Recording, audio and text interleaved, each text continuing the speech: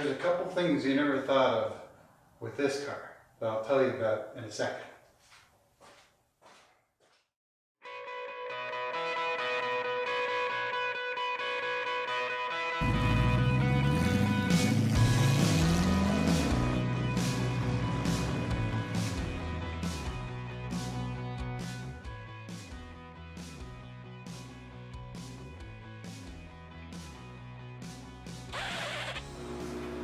I forgot, it turns off every time I start up the car.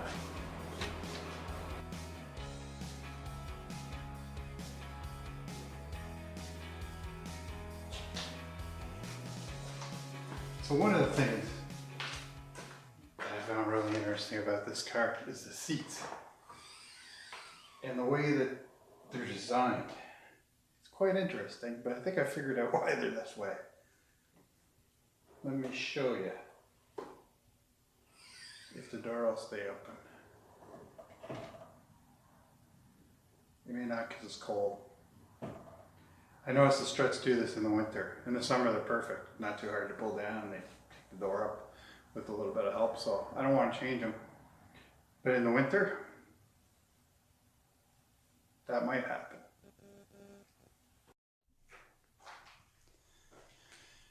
Here's what you mean. So you see the shape of the seat. Pretty unique for Lamborghini. I don't know, maybe other cars had it. But when you look at that shape, it's not a clear-cut kind of upright position, you know, what you sit into traditionally you see on cars. Your butt's got multiple places here you could sit. Really. Let me show you.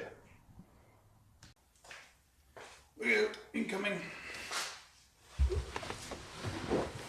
All right. So,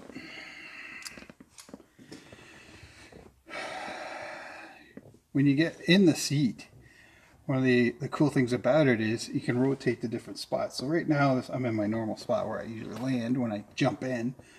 But one of the neat things is I can actually rotate my butt a little farther that way. And now I've got a good inch there. Whereas if I go back, maybe right, well, I'm not going all the way back because that's what happens.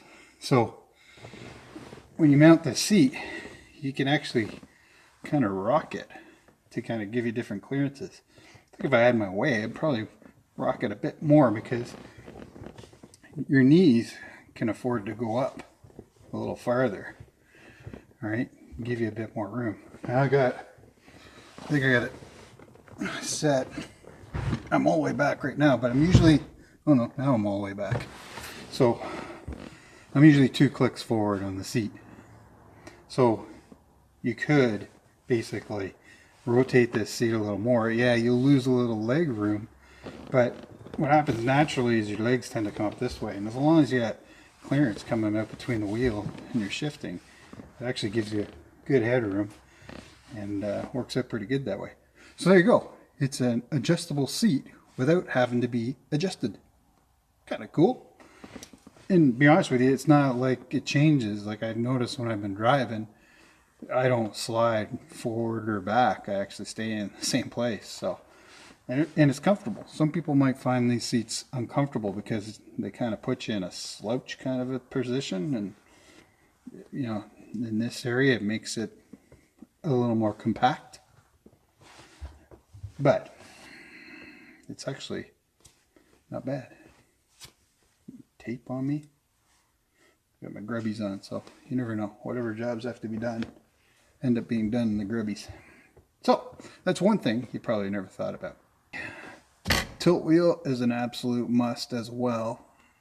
This thing is, well, it's a GM unit, right?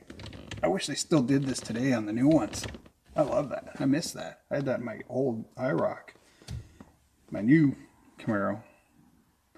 You know, it's got that tilt and telescopic thing, but it doesn't move to this degree. Like, this is awesome. You want to be a trucker? You're good. You know, and then I don't have this all the way down. I think I have it up a couple, right? So that gives me more room again. And then when you go to get out, go trucker style, and the must-have. It is tight getting in here. The other thing is, why do these cars sit so much? I've had a lot of people ask me that. I know guys building right now look at us that have the finished ones. I didn't build it.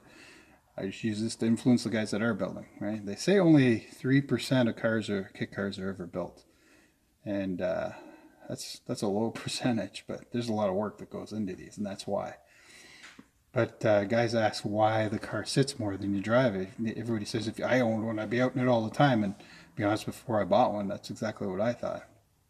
But you find yourself, okay, if you're going to go get some groceries in this thing, the whole time you're in getting groceries, you're worried about the car at the parking lot and what's happening to it, because you know people are going to be around it as soon as you leave. So it's, you know, that's a concern. And if you ever looked at those scratches that are on the front fenders I've told you about, it's become people coming up, sitting on the car, and, you know, take my picture, and then the jeans end up scratching the, you know, the fenders of the car. So that's always a concern with leaving the car.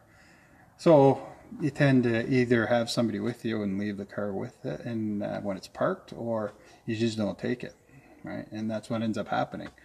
So I don't take it out as much. So it's really just to go into shows, or if I feel like going out for a ride, or after adjusting something or fixing something, I go out for a test drive. So yeah, it's a lot more than I thought it was gonna when I bought it. And yeah, I know on the forums the guys all talk like we're nuts. Should be driving it. But to be honest, even though it's winter right now, I can't drive it. It's great having it in the garage, being able to look at it, do stuff like this, shoot a video. I get to see it all again in video. So I think you can see why that's some of the benefits that you get after you have it, that it's not something, at least for me, that I have to drive every day. I get just as much value out of it knowing it's in the garage. See ya.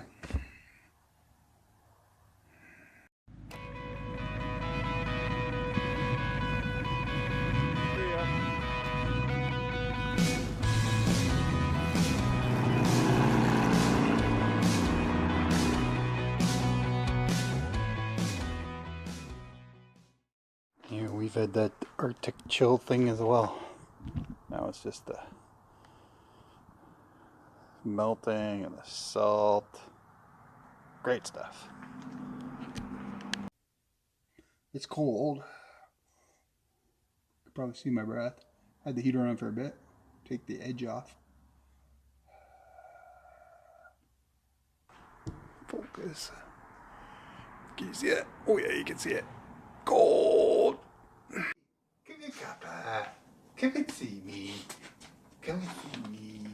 Come and see me. Would you? Would you? Yeah, oh yeah. Come here. Oh yeah, big suck.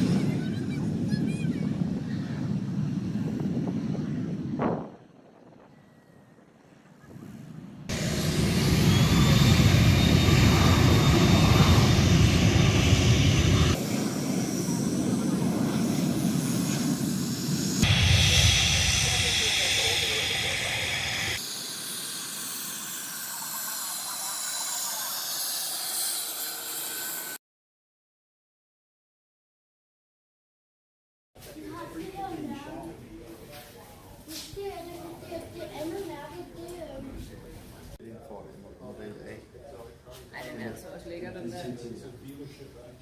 Jeg går lige på toilettet ved siden af her.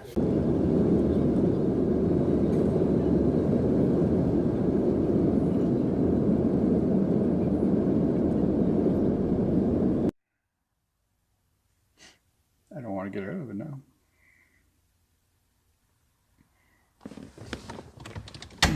Make brum brum noises. Brum brum brum.